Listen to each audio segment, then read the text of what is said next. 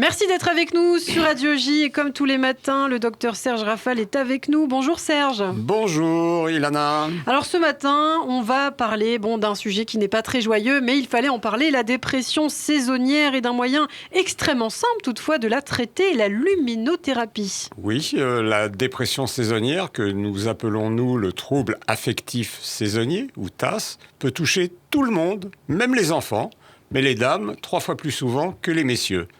Elle affecterait, dès que la luminosité baisse et les jours raccourcissent, 1 à 3% de la population, mais pourrait, selon certains psychiatres, en compter 30% dans des formes légères, entraînant mal-être, fatigabilité, vague à l'âme, et qui peuvent donc facilement passer inaperçues. Le TAS représenterait chez nous 15% de l'ensemble des troubles de l'humeur, beaucoup plus dans les pays du Nord, Scandinavie, Canada, où il fait nuit 6 mois de l'année. Alors comment on fait le diagnostic ? Il s'agit cliniquement d'un épisode dépressif classique avec une aggravation des symptômes en fin d'après-midi ou dans la soirée. C'est la survenue et l'évolution d'épisodes identiques plusieurs années de suite qui permet de suspecter et d'affirmer le diagnostic. Début à l'automne, amélioration au printemps lors du passage à l'heure d'été. Et comment on explique ce trouble ? Par des facteurs génétiques qui permettent à un Finnois ou à un Suédois de mieux résister qu'un Australien ou un Patagonien à l'absence de lumière plusieurs heures par jour, plusieurs mois de suite.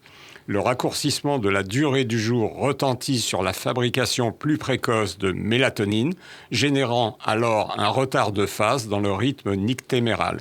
Et comme la mélatonine est liée à la sérotonine, le neurotransmetteur de l'humeur, nous comprenons facilement la survenue des troubles. Alors, vous parliez de la mélatonine, est-ce qu'on peut donner quelques précisions ? Oui, il s'agit d'une neurohormone fabriquée par une région du cerveau, l'épiphyse ou glande pinéale, pendant la nuit. Sa concentration est en effet multipliée par 10 autour de 3-4 heures du matin. Elle est diminuée chez les personnes qui dorment mal, d'où sa présence dans de nombreux mélanges du commerce pour dormir. La mélatonine est surtout connue pour resynchroniser les rythmes biologiques, améliorer la rapidité de l'endormissement, la durée et la qualité du sommeil, sans créer ni habitude ni dépendance. Elle joue également un rôle sur la motricité intestinale, le contrôle de la température corporelle, la tension artérielle, l'immunité, l'humeur, la sexualité. Alors comment se traitent, Serge, ces dépressions saisonnières ? Principalement par la luminothérapie, l'exposition quotidienne matinale pendant 2 semaines à une source de lumière blanche filtrée en ultraviolet qui apporte 10 000 lux pendant 30 minutes ou 5 000 pendant 1 heure.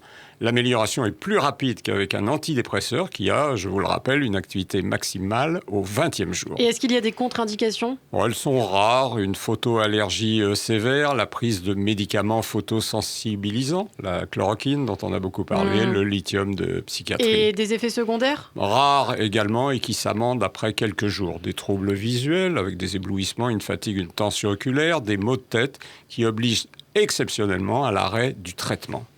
Et alors, est-ce qu'il y a un traitement à proposer chaque année, Serge ? Oui, puisque ça n'est pas curatif. Le traitement est à démarrer dès que la luminosité baisse et s'il a été déjà efficace l'année précédente. Qu'est-ce qu'on peut dire en conclusion ? Chaque homme dans sa nuit s'en va vers sa lumière, nous dit Victor Hugo, laquelle lumière nous tire des dépressions saisonnières, source d'inconfort et de difficultés interpersonnelles et socio-professionnelles.